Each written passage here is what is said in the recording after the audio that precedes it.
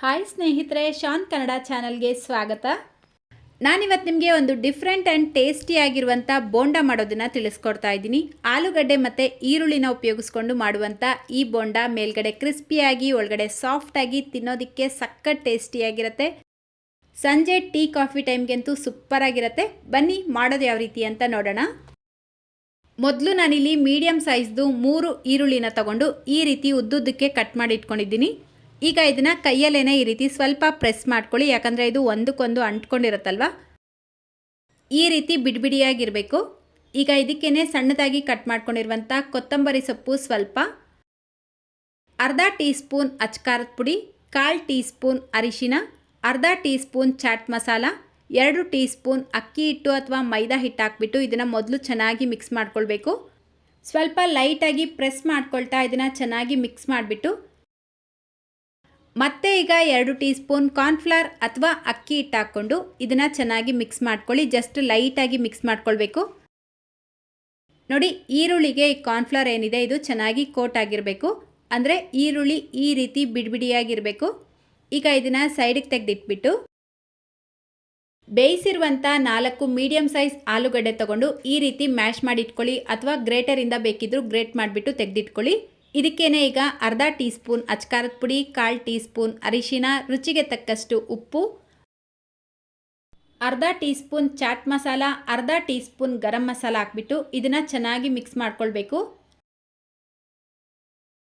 ಆಲೂಗಡ್ಡೆ ಬೇಯಿಸಬೇಕಾದ್ರೆ ಉಪ್ಪು ಹಾಕ್ಕೊಂಡಿದ್ರೆ ಇವಾಗ ಸ್ವಲ್ಪ ಕಡಿಮೆನೇ ಹಾಕ್ಕೊಂಡು ಮಿಕ್ಸ್ ಮಾಡ್ಕೊಳ್ಳಿ. ಅದೇ ರೀತಿ ಚಾಟ್ ಮಸಾಲ ಯೂಸ್ ಮಾಡ್ತೀರಾ ಅಲ್ವಾ, ಅದರಲ್ಲೂ ಉಪ್ಪಿರುತ್ತೆ. ಸೊ ಉಪ್ಪು ಸ್ವಲ್ಪ ಕಡಿಮೆನೇ ಹಾಕ್ಕೊಳ್ಳೋದು ಒಳ್ಳೆಯದು. ನೋಡಿ, ಈ ರೀತಿ ಇದನ್ನು ಮಿಕ್ಸ್ ಮಾಡ್ಕೊಂಡಿದ ನಂತರ ಕೈ ತೊಳ್ಕೊಳ್ಳಿ. ಈಗ ಕೈಗೆ ಎಣ್ಣೆ ಹಚ್ಕೊಂಡು ಮೀಡಿಯಮ್ ಸೈಜ್ ಉಂಡೆಗಳನ್ನು ಮಾಡ್ಕೊಳ್ತಾ ಇದ್ದೀನಿ. ಅಂದರೆ ನಿಮಗೆ ಬೋಂಡ ಯಾವ ಸೈಜಲ್ಲಿ ಬೇಕೋ ಆ ಸೈಜಲ್ಲೇ ಮಾಡ್ಕೊಳ್ಳಿ.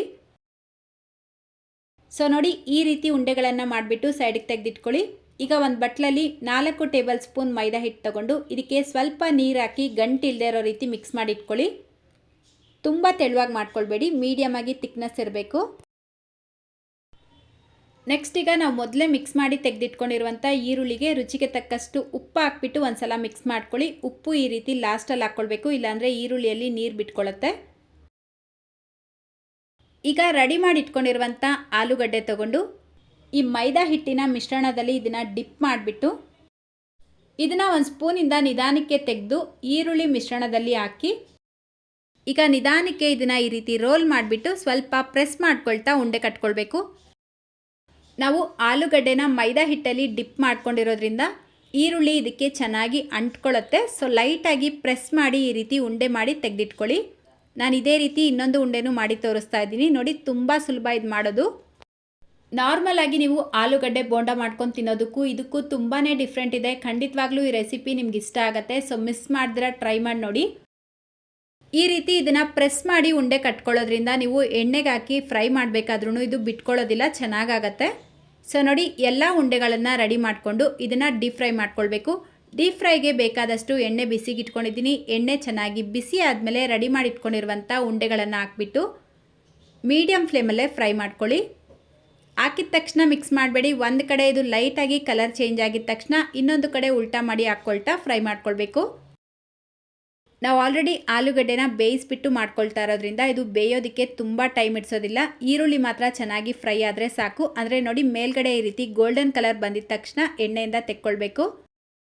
ಈರುಳ್ಳಿ ಈ ರೀತಿ ಚೆನ್ನಾಗಿ ಫ್ರೈ ಮಾಡ್ಕೊಂಡಿರೋದ್ರಿಂದ ಇದು ಮೇಲ್ಗಡೆ ಕ್ರಿಸ್ಪಿಯಾಗಿರುತ್ತೆ, ಒಳಗಡೆ ಆಲೂಗಡ್ಡೆ ಸೇರಿಸಿರೋದ್ರಿಂದ ಸಾಫ್ಟಾಗಿರುತ್ತೆ. ತಿನ್ನೋದಕ್ಕೂ ಅಷ್ಟೇ ತುಂಬ ಚೆನ್ನಾಗಿರುತ್ತೆ. ಸೊ ನೋಡಿ, ಇದೇ ರೀತಿ ನೀವು ಉಳಿದಿರುವಂಥ ಎಲ್ಲ ಬೋಂಡಗಳನ್ನು ಫ್ರೈ ಮಾಡ್ಕೊಳ್ಬೇಕು.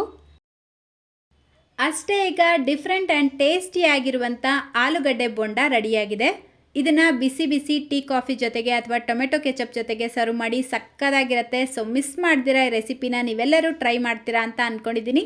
ಇವತ್ತಿನ ಈ ವಿಡಿಯೋ ನಿಮ್ಗೆ ಇಷ್ಟ ಆಗಿದ್ರೆ ಲೈಕ್, ಶೇರ್ ಮಾಡೋದನ್ನು ಮರಿಬೇಡಿ ಅಂತ ಹೇಳ್ತಾ, ಚಾನಲ್ಗೆ ಹೊಸದಾಗಿ ವಿಸಿಟ್ ಮಾಡಿದರೆ ಪ್ಲೀಸ್ ಸಬ್ಸ್ಕ್ರೈಬ್ ಮಾಡಿಕೊಂಡು ಪಕ್ಕದಲ್ಲೇ ಬರುವಂಥ ಬೆಲ್ ಐಕನ್ನ ಕ್ಲಿಕ್ ಮಾಡಿ ಆಲ್ ಅನ್ನೋ ಆಪ್ಷನ್ನ ಕ್ಲಿಕ್ ಮಾಡ್ಕೊಳ್ಳಿ. ಇದೇ ರೀತಿ ಮತ್ತೊಂದು ವಿಡಿಯೋದೊಂದಿಗೆ ಮತ್ತೆ ಸಿಗೋಣ. Thank you.